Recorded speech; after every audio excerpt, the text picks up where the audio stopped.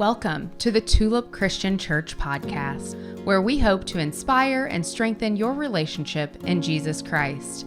We encourage you to love Jesus and love people. Now, let's get to this week's sermon. When I was growing up, and I probably have told this story 100 times, maybe you've heard it 99, I don't know. When I was growing up, as a young boy, my brother and I were trained in how to properly handle firearms. My dad was a police officer, and so he took us out. We did a lot of shooting. He was a hunter. He hunted quail and pheasant and rabbits and squirrels, and so we tagged along on some of those adventures. And he taught us a proper safety when handling a firearm. We knew what we were supposed to do, and yet in my teenage years, I became reckless. And that recklessness at some point cost me sight in one of my eyes, because even though we knew what we were supposed to do, we chose not to do it. We chose not to be careful. And so because my brother is a much better marksman than I am, he was able to connect with one of his shots with a BB gun, shot my eye out. That can actually happen. It's not just a Christmas movie. It's a true story. You can shoot your eye out, kid, okay? So be careful, and don't forget the things that we're supposed to keep our eyes fixed on, or as Anthony said, like keep our mind on things above, right? I'm going to just confess to you that this morning I'm a little bit anxious. I'm a little bit nervous about this message for more ways than one, and more than ways than one, but specifically because it's going to be a topic that can be kind of sensitive, and we have young people in the room. They're going to be listening in, and so parents, I'm apologizing to you in advance that this might lead to some conversations that could perhaps put you in a point of being uncomfortable. Well, sometimes God's Word is uncomfortable.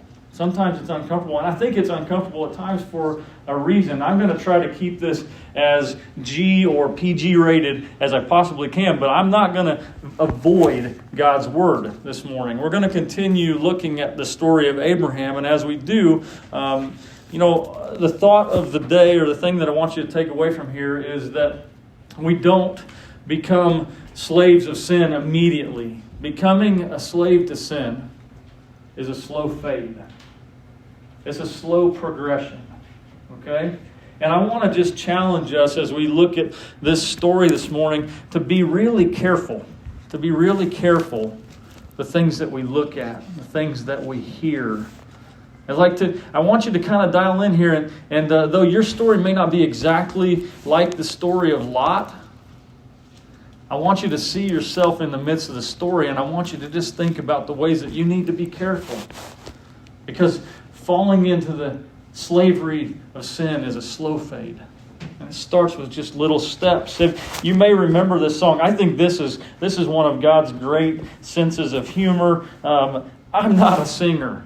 There is no good thing that can happen when I'm up here and expected to be helping lead songs. Okay, that is a nightmare. All right, that's an accident waiting to happen. Bad things are going to happen when I'm up here singing. But guess what I'm going to do this morning? I'm going to lead us in a song. But I need your help. I want you to join in, because I bet we all know this song. Okay, I'm going to do my best, but you have to join in, or it's going to sound really terrible. Okay, be careful, little eyes, what you see. Be careful, little eyes, what you see. For the Father up above is looking down with love. Be careful, little eyes, what you see. Be careful, little ears, what you hear. Be careful, little ears, what you hear. For the Father up above is looking down with love. Be careful, little ears, what you hear. What's next? Tongue? Or mouth? Be careful, little mouth, what you say. Be careful, little mouth, what you say. For the Father up above is looking down in love. Oh, be careful, little mouth, what you say. Now hands. Be careful, little hands, what you touch.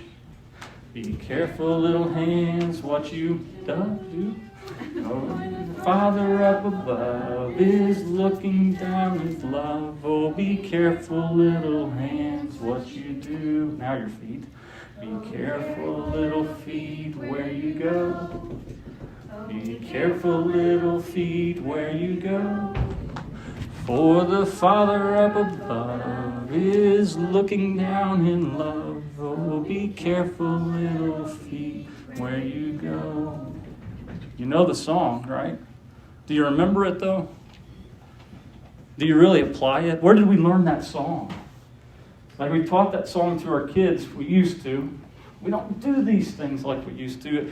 I long for that. I hope that maybe I'll break the generational habit of that, and it'll start to come back, and my kids will actually impart these great songs of wisdom on their kids, and so they'll be mindful of this. Because are we really careful? Are you really careful with the things that you look at? Are you really careful with the things that you hear? I'm not. Just full disclosure, I'm not as careful as I should be. And it's not always terrible, awful things, but sometimes it's destructive things. It's little subtle things. It's little news clips. It's little reels off of Facebook. It's little videos off of Instagram. It's these little bitty snippets, these little bitty fades that are the slow fade into slavery of sin. That's what was happening in Lot's life. Remember where we were at with Abraham? Abraham and Sarah have just learned or started to experience the promises of God, right? God has come to them and has said, hey, now's the time. Okay, a year from now, you're going to have that child that we've been talking about. You are going to become the father of many nations, so much so that I'm going to give you new names as a reminder of my promise. And he gives Abram the name Abraham, and Sarai the name Sarah, right? Father of many nations, mother of many nations. They now have this promise. Well, right after that happens, Abraham is sitting outside of his tent. He's reflecting on this interaction, and he sees these 3 visitors come along. And he realizes, I think immediately, like, these aren't just your ordinary people passing by. This is something special. And so he invites them into conversation. It turns out this is the Lord and 2 angels with him. And the 2 angels are on a specific mission sent from God to come down and take a look at these 2 towns called Sodom and Gomorrah. And they're supposed to inspect them and find out, of all the cries coming up to heaven to God, is it really as bad as I hear? Is it really as bad as they say it is? But the Lord and these angels kind of take this side venture, and they talk to Abram for a few minutes. And you know what Abraham does? He looks down on the city of Sodom, and he says, the Lord's telling him that he's going to destroy it all. He's like, Lord, hold on. Look, if there's even 50 people there that are righteous, if there's even 50 good people there, will you spare that city? And the Lord listens. This should be a really good encouragement to us that God hears our prayers. That he might have his mind set on something, but we have the potential and the ability to communicate with him, and he will listen and hear our hearts. And it might be the reminder, it might be the encouragement that he needs to have mercy. So Abraham says, if there's 50 good people in that city, will you spare the city? And God says, yeah, you know what? I would do that. If there's 50 good ones, I won't destroy the whole place. And Abraham thinks, okay, we're making progress. Well, what if it's 45? Good people. Okay, yeah. God says, yeah, I'll do that for 45 good people. Abraham thinks he's getting traction with God, so he works all the way down this progression. He's like, well, what if it's just 30? What if it's 20? What if it's 10? And I think what's happening here is that Abraham knows who's in that city. I think he has a good view and a good understanding of what's happening in the city of Sodom and Gomorrah. And he knows one person that lives down there. Do you know who that is? Do you remember? He split ways with this guy early on. A guy named Lot. Remember that, his nephew? Remember what his nephew Lot was doing? While Abraham was living by faith and just taking whatever land God gave him, Lot was looking out and he saw what looked better. And so he went down into the valley, right? Abraham's looking down there and he sees his nephew Lot, and I think he's negotiating with God on behalf of Lot. Lot has been in a lot of trouble. A lot of trouble. A lot of things have happened. This all takes place, it transpires in chapter 18. We're going to be in chapter 19 this morning. And again, some of this information is a little sensitive, okay? I'm not candy coating it here, but you might have to have a conversation later. But I want to pick up here and look at something. Now, this is just the first verse, and then we'll talk about it for a moment. The two angels arrived at Sodom in the evening, and Lot was sitting in the gateway of the city. That's an important little bit of information. I skipped completely over this every time I've ever read this before, never picked up on this until I just learned a little bit more about it just now. This is a significant location where Lot is sitting. Now, remember how Lot got here, right? We just talked about this. He parts ways with his uncle, Abraham. Back in chapter 13, we saw this. Abram lived in the land of Canaan while Lot lived among the cities of the plain, and he pitched his tents near Sodom. Near Sodom, not in Sodom, near Sodom. That's where he pitched his tents. Now, the people of Sodom were wicked, and they were sinning greatly against the Lord. When Lot initially went down into the valley, he didn't set up shop right there in Sodom. And he and Abraham both knew that that was not a good space to be in. They knew that it was a wicked space. It said that right back there in 13. They were aware of it, but Lot still sees this, kind of attractive area and goes down there. But he doesn't get into the city. He just sets up near it. But you go one chapter further, in chapter 14, we see this. Remember the kings? They came and plundered the whole area, and they took Lot and all of his possessions and a whole bunch of other people. Remember those 5 bad kings that Abraham eventually went out and rescued Lot from? Well, look where they got him. This is verse 12. They also carried off Abram's nephew Lot and his possessions, since he was living in Sodom. Just in one chapter, in one little fell swoop, we've moved from seeing something attractive, getting near to this really evil place, and then moving into it. Look at the progression of what's happening in Lot's life as he lives by sight instead of by faith. Now, this comes back to where we're at here. Now we see Lot is sitting in the gateway of the city. Now let me tell you this. This is an important position in the city. The gateways is where all the commerce and all the interactions and all the comings and goings of the town would have occurred. This is not somebody who's just an innocent bystander who happens to live in the city. No, Lot lives right here at the entrance of the city. I think Lot went from being near sin to being in sin to being fully engulfed in sin. Because now he's holding a prominent, important position. Like the person who would have communicated with every person coming and going is like the mayor of the city, okay? And he would have lived at the city gate, and he would have been sitting there watching. You see why it's important to be careful? Little eyes, what you see. Be careful, little ears, what you hear. Sin's a slow fade. It starts to suck us in a little bit at a time. It's increments at a time that it happens. So much so subtly, that we might not even recognize what's taking place in our lives. Let's continue on. When he saw them, he got up to meet them, and he bowed down with his face to the ground. "My lords," he said, "please turn aside to your servant's house. You can wash your feet and spend the night, and then go on your way early in the morning." I think Lot knows something's up. Remember, he's part of this. "No," they answered, "we'll spend the night in the square." But he insisted so strongly that they did go with him and entered his house. He prepared a meal for them, baked bread without yeast, and they ate. Here's where it gets difficult. Before they had gone to bed, all the men from every part of the city of Sodom, both young and old, surrounded the house, and they called to Lot, "Where are the men who came to you tonight? Bring them out to us that we can have sex with them." How perverted is this? How distorted is this? How evil is what's taking place? And yet all the men of the city knew exactly where to go. They went right to the mayor's house, Mayor Lot. And they start making this request. It's an awful request.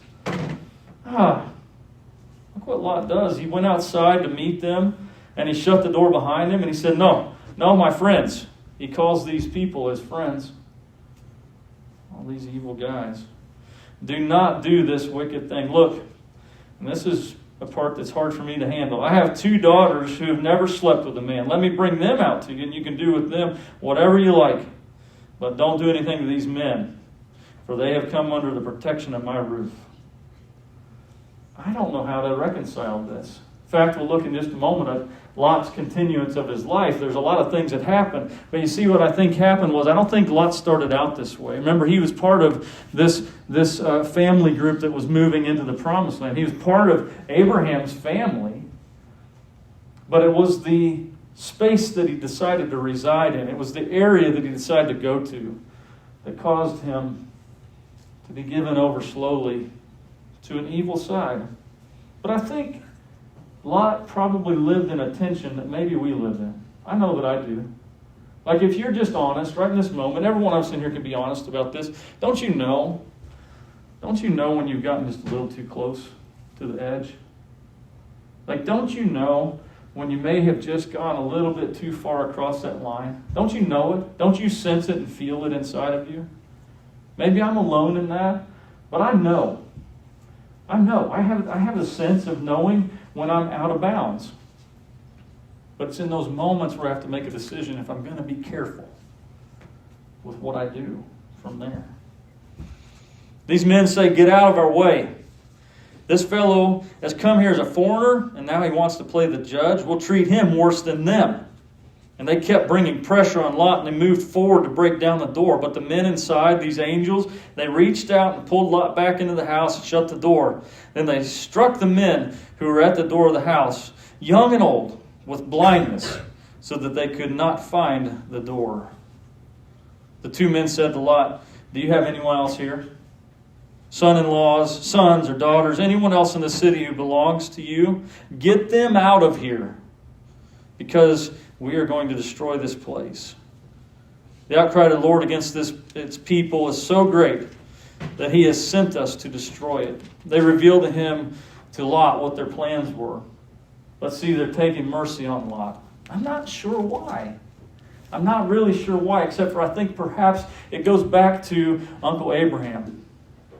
I think it is the power of his prayers and the pleading for his family that was there in this place, saying, God, will you protect them? I don't know if there's even 10 people there that are righteous.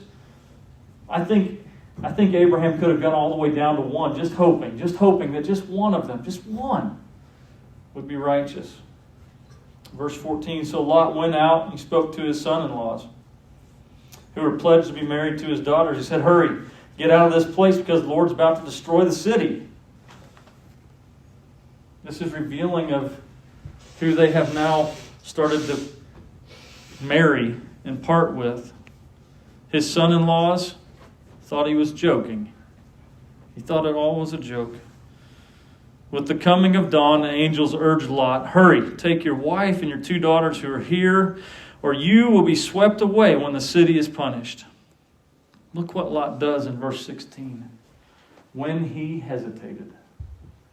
Lot's still caught in this tension. He's still caught in this spot of like, do I get out of this evil place or do I stay? Do I belong here or should I go? That's the tension that we sometimes get in. It's in those moments where you feel that sense inside of you, knowing that you're on the wrong path, knowing that you've come up too close to the edge, where you have to make a decision without hesitation to flee and go the other way. Because in that hesitation, it will always cost you. And it cost Lot. The men grasped him by the hand and the hands of his wife and his 2 daughters and led him safely out of the city, and the Lord was merciful to them. As soon as they had brought them out, one of them said, flee for your lives. Don't look back and don't stop anywhere in the plain. Flee to the mountains or you will be swept away. Lot has a little discussion with them about where he's going to flee to. See, he's still trying to hold on. It's like, I don't want to go that far. Can I just go this far? I don't want to flee completely from this area. Can I stay at least close where I'm comfortable? Friends, in the area of comfort, we continue on the slow fade into the slavery of sin. And so we have to be willing to flee from sin. It will not be easy. There may be moments when we hesitate. There will be probably times when we are fleeing from sin and others will not come along with us. And we have to be willing in those moments to keep going. The price is high. I'm going to skip down a couple of verses here to verse 23. By the time Lot reached Zoar, the sun had risen over the land, and the Lord rained down burning sulfur on Sodom and Gomorrah from the Lord out of the heavens. Thus he overthrew those cities and the entire plain, destroying all the living things in the cities, and also the vegetation in the land. Look at the cost to Lot here. Verse 26. But Lot's wife, she looked back. She became like a pillar of salt. Lot's very own wife, the wife that he had met in Sodom, that he had married into this city, because he didn't go there with a wife. He found her there in this evil place, and he eventually lost her. I can't imagine all of the emotions that Lot must have been feeling in this tension of leaving his place, leaving everything behind, now losing his wife as they're fleeing. There's a lot of pain and suffering that was occurring here. Sometimes that's the way it will be for us. We have to be dead set on keeping our eyes fixed on Christ, dead set on fleeing from sin, dead set of avoiding the slow fade. Can we just talk about that for a moment? Can we just talk about the slow fade? Because there'd be a tendency in my life to say, yeah, but these people, and they were a different kind of evil. They were doing a different kind of bad. That's not me. Like, I don't do that. Like, we're not going to rally all of us, and we're not going to go knocking on somebody's door and try and take something that doesn't belong to us or do something that terrible and evil. We're not going to do that, right? But do we? Are we on slow fade? Like, I think it happens in the subtle little ways.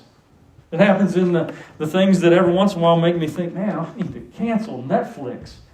There's nothing good in here. It's not good.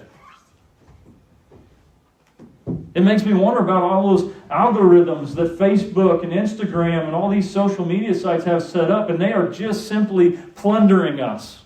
They're just simply pulling us away from the righteousness of God and trying to tempt us and bring us in, have us marry into the evil that exists in the world. And don't hear me in this way. Don't misunderstand me. I'm not saying that in itself Facebook is evil. I'm saying there are evil things that exist inside of Facebook. I'm not saying that it's wrong for us to watch Netflix. Like, I don't want to give that up. I'm too selfish. But I know there's things on Netflix I should not watch. Even the little subtle things. I should be avoiding them. Because gradually over time, it deteriorates who I am. It changes the core of my existence. I want you to think about this. Some of you in this room will remember this. But do you remember? Was it June Cleaver? What was June Cleaver's husband's name? Or the other way around? Do you remember? What was it? Ward and June. Ward and June. Do you know for most of the time of that series, they did not sleep in the same bed. Do you know that? Anybody ever pay attention to that? It's like two twin beds in the same room. Do you know that? Okay. When's the last time you saw two twin beds in the same room on any TV show that you've watched? Now, when June Cleaver got ready and went to bed, what was she wearing? Full outfit, right? Fully clothed. When's the last time? When's the last time that you saw that in any TV show that you watch on just regular primetime TV? You see the slow fade? You see what it's doing to our kids? Like, we're kind of normalizing all these things. It was a whole different conversation. Bob and I were talking this morning about this, like, digital age. Like, is the post office really meant to continue to exist? Do we really need to mail things anymore? Yeah, for some people who aren't ready to enter into that digital age, or that would be complicated for it, it needs to happen. But, man, it's becoming obsolete. Our kids don't know anything different. Like, I doubt that many of our kids will mail any letters. Unless we force them to, I doubt they'll mail any letters.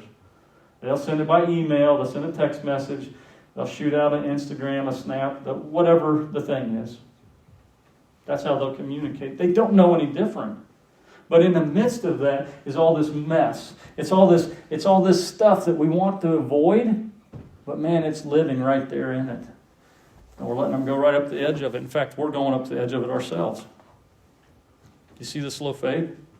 I want you to think about it in the way that you talk. The way that you talk to each other, the way that you talk to your neighbors, the way you talk to your fellow teachers and classmates. The words that you use, do unwholesome words come out of your mouths? Now, I'm not only talking about the curse words. Those aren't good. I'm just talking about unwholesome words. What about gossip? What about rumors? What about this or that, trying to know too much? You see the slow fade that happens? Here's the hope. Here's the hope. Because that's all really kind of a discouraging picture, but here's the hope. Peter said this, "For if God did not spare angels when they sinned, but sent them to hell, putting them in chains of darkness to be held for judgment, if he did not spare the ancient world when he brought the flood on its ungodly people, but protected Noah, a preacher of righteousness, and seven others, if he condemned the cities of Sodom and Gomorrah by burning them to ashes and made them an example of what's going to happen to the ungodly, but he rescued Lot, a righteous man who was distressed by the depraved conduct of lawlessness. For that righteous man, he was living among them day after day, was tormented in his righteous soul by the lawless deeds he saw and heard. If this is also, then the Lord knows how to rescue the godly from trials." If it'll work, I'm going to have Anthony come up and show you a music video. This video has been, I think God used music in my life to rescue me, to rescue an ungodly man. I think God did that. I think there is a season of my life, there are probably many seasons of my life, but there were some significant seasons of my life where I was on a slow fade. Maybe even a more slippery slope than I knew. And God used music to rescue me from that. And this song is one of the songs that came out on the radio around that time. And it's by Casting Crowns. It's called Slow Fade. I just want you to soak it in, and then we'll wrap up. Too many times